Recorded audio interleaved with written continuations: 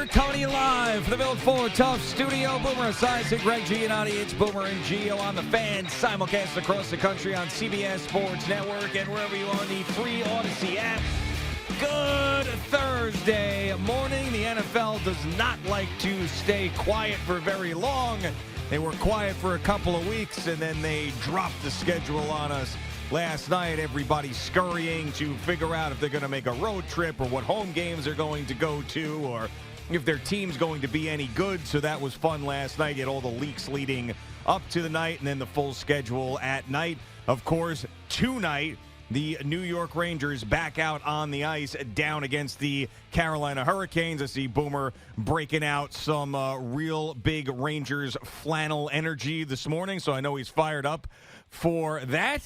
But I don't know why, Eddie, did you mean to talk to me? Okay, very good. I just wanted to make sure that there wasn't something going on because he was saying something. But yes, big Thursday, Jets and Giants. And I got to say, I really, really like the way the Jets schedule lays out. And that might be different than what the Jet fan is thinking because of the first 10 days. They got to play their first 3 games. I like the way it lays out. Good morning, Boomer. How are you? Yeah, good morning. So they got a Monday, Sunday, a Sunday, and then a Thursday night game. So San Francisco, Tennessee, and New England. I would like to think 2-1 after that, but you never know. I mean, like Aaron Rodgers got hurt in the first game last year. So we could look at all these numbers. We could look at who we believe has the easiest schedule, who has the hardest schedule, where do the Jets and Giants line up in those situations. The Giants have, I think, the 7th hardest schedule, and this is all based on last year's winning percentage. Yeah. But I think we all have a kind of a sense that there are going to be certain teams that are definitely going to be better this year. Now, last year, remember,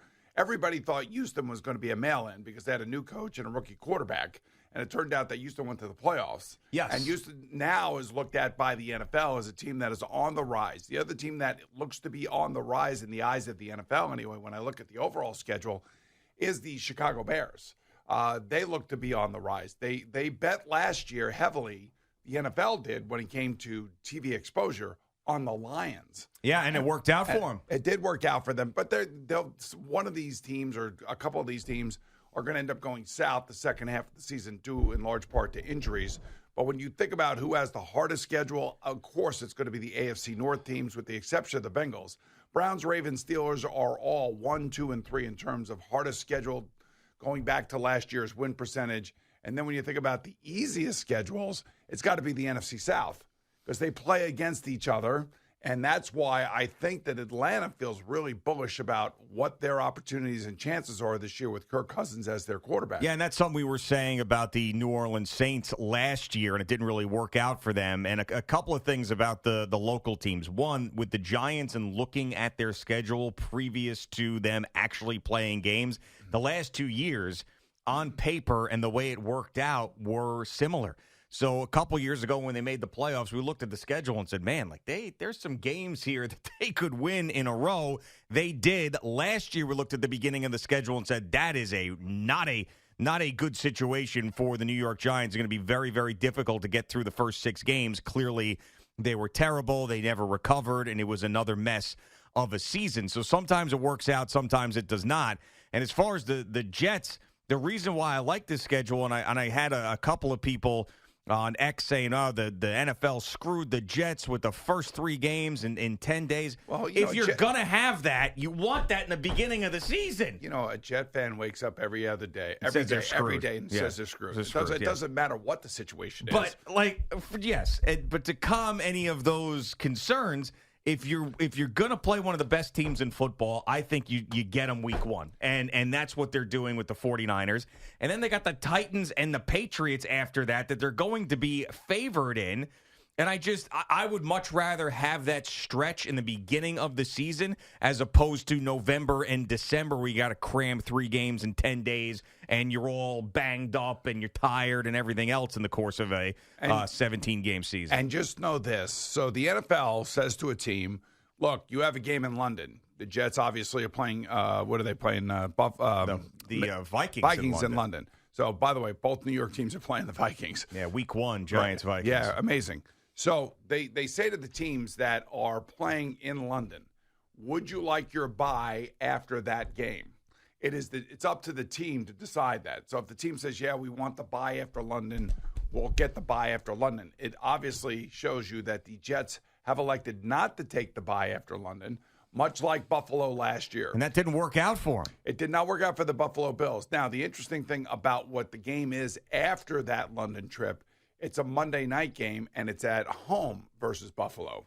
So they do get the extra day, but it's one of the tougher teams that they're going to play. You would like to think, even though they've lost a number of players up there, they're retooling, and that quarterback, Josh Allen, is going to give them a chance to win in every single game. So they have that little run there.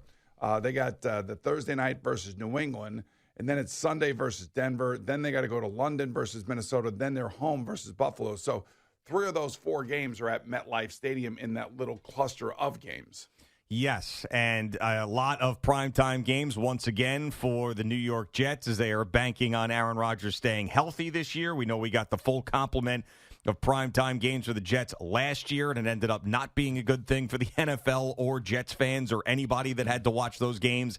But this year they've got another full complement of primetime games, and of course it starts off with Monday Night Football and the 49ers. But I mean, if you look at the way the beginning of this schedule is, you could really make a case that the Jets get off to a great start, and there's a lot of buzz around the team. Now, I know that every time we talk about this, it's going to be the reference to what happened week 1 last year with all of the hype and Hard Knocks and Aaron Rodgers with the flag, and then all of the air went out of the balloon. But we don't know that that's going to happen. We don't have any clue what injuries are going to happen, but just looking at the schedule, assuming that your quarterback actually stays healthy this year, I think that, and I was down on the Jets actually coming into the year. Looking at this, I could see them getting off to a great start, absolutely great. So to me, it's 4-1. Pencil them in for 4-1. Well, easy with that, Chief. But I would just say, if Aaron's healthy and he's playing at the level that we believe he can play at with the players that they have signed, that they have brought in, look, I think they passed the Bills in terms of overall roster. And I would probably say the same thing about the Dolphins. So that means the Jets, to me, have the inside track for the AFC East. Again, we have a million miles to go. These are just kind of early prognostications, if you will. Now, the interesting thing also about this schedule, and remember we were talking about the Christmas schedule and Netflix and all that other stuff. Yes. All right, so here's what's going on there. So they selected 4 teams. Okay, those 4 teams are Kansas City, Pittsburgh, Baltimore, and Houston. So on the Saturday prior to the Wednesday game, which is Christmas, you have Houston at Kansas City and Pittsburgh at Baltimore. And then those same 4 teams are going to play on Christmas Day. And the teams that hosted on Wednesday are now traveling. On Saturday. The teams that hosted on Saturday are now traveling on Wednesday. So you're going to have on Saturday, right? We're talking about Saturday. You have Houston at Kansas City, yes. Pittsburgh at Baltimore. Okay, so that's exactly what we were talking about swapping everybody and then playing them a couple days later on Christmas. The teams that were home on Saturday, Kansas City and Baltimore, will now travel on Wednesday. And they're short trips, Kansas City to Pittsburgh and then Buffalo to Houston. The interesting thing about Netflix right now, as we were talking about earlier this week, is that they don't really have a broadcast partner to actually broadcast the games. So I believe NBC does all the producing of the games for Amazon Prime on Thursday nights. Okay. So that's a little bit of I'm sure Amazon pays NBC to do that. The question is who is going to be producing and calling the games on Netflix on that Christmas Day? So there's 2 games on Christmas Day, 1 o'clock, and that's going to be Kansas City at Pittsburgh, and then 4:30 Baltimore at Houston. They don't have announcers or production crews assigned to those yet. So Netflix has got to come to a deal with somebody. Now, I'm Boomer Esiason. No. NBC that Saturday, has gotten those 2 games. They basically auctioned off, the NFL auctioned off those 2 games on Saturday. Yeah. Which is Houston and Kansas City, Pittsburgh, and Baltimore. NBC paid for those games outside of their regular contract. And then, of course, Netflix comes in, and then they buy the 2 games on Christmas Day. Now, Netflix can stream all over the world, which is the international TV rights deal that the NFL has been wishing for years and years and years and years, and now they have it. And this is going to be interesting to see how many people are actually watching around the world as they go into the foray of another streaming service. But the point is, who is going to produce the games and who is going to be calling the games? And I would think that they would have to have some sort of deal with either Fox, ABC, ESPN. Maybe the NFL Network can probably do some of the pregame and postgame and halftime from a studio standpoint, or CBS. But I don't think it will be CBS simply because CBS, our company, is trying to undergo a sale. Paramount is trying to be sold. And I don't know who's making decisions here, who's not making decisions here, if Paramount does get sold and the sale goes through. So that all of that is still in play. So I would think, if I had to guess, because Netflix is in LA and Fox is in LA mainly, I would think that they would come to some sort of deal where maybe Fox would produce the game and maybe some of their announcers, like a Greg Olson, would end up doing one of these games on Christmas Day. Okay. Well, that sounds like it makes sense to me.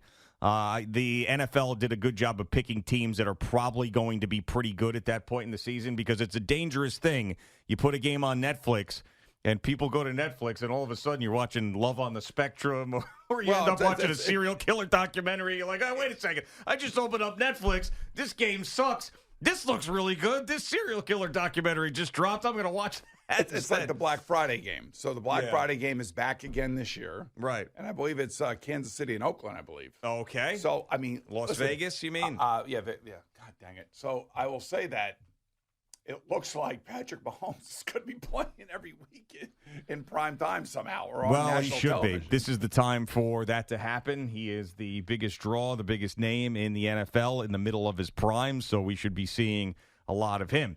A different schedule, more international games. We have a Brazil game. We've got Netflix involved. We've got Hard Knocks off season with the New York Giants that dropped yesterday. I first thought it was the training camp one, and I thought that they were just calling it off season as opposed to in season. Then I found out that no, this is a completely different series, as they're following the Giants starting in January and through the draft and free agency and all of that stuff.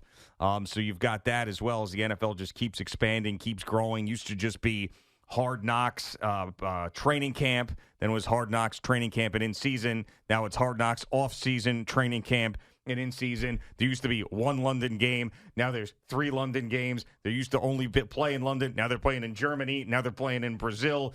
They used to just be on CBS, Fox, and ESPN. Now they're on CBS, Fox, ESPN, Netflix, Amazon. It's just boom, boom, boom, boom, boom, growing, with no signs of slowing down. And the NFL will tell you, now this is a talking point for the NFL, and I'm just going to regurgitate it like they do the political heads do.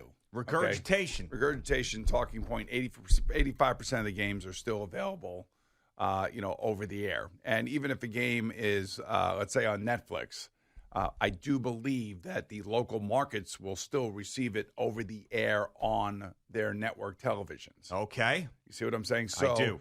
So Kansas City, Pittsburgh, Baltimore, and Houston, those markets are still going to be able to get those games over the normal traditional way of doing and watching TV, as opposed to everybody else. So here in New York, you got to be on Netflix. In California, you got to be on Netflix. In Rome, Italy, you got to be on Netflix. So the idea is to see if they can expand their footprint internationally, not only with games, but now all of a sudden on Christmas, which I guess Netflix has a huge audience on Christmas. Okay, well that would make sense. That's what I was told. They have a huge audience on Christmas, and it's TV on demand. It is. I mean, I think though wherever those games were going to be, I mean, this is what's interesting about it is does anybody really benefit from these games being on Netflix? And it sounds to me that the NFL, because Netflix is more international, is benefiting from it more. But is Netflix and the money that they have to pay for these games with the exposure that they already have around the world to benefit from this? Well, no, I do think it matters, because you have to see how many more subscriptions you get from the NFL being on Netflix. to justify the cost of the exorbitant price of these NFL games. Yeah, well, it's going to be interesting. Again, this is going to be much like Black Friday was a huge success last year and Christmas games were a huge success last year. This is why they're playing games on Christmas on a Wednesday afternoon.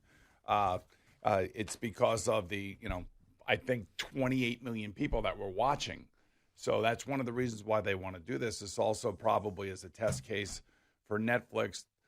If and when the NFL wants to blow up the contract with the media rights holders, they can do it. I think they probably could do it in 27 or 28, I think, and they can go back to the well. And Netflix at that point in time, instead of spending $150 million plus on 4 games, which is 2 this Christmas, 1 next Christmas, and 1 the Christmas 2026, they could end up thinking that's 4 games over $150 million.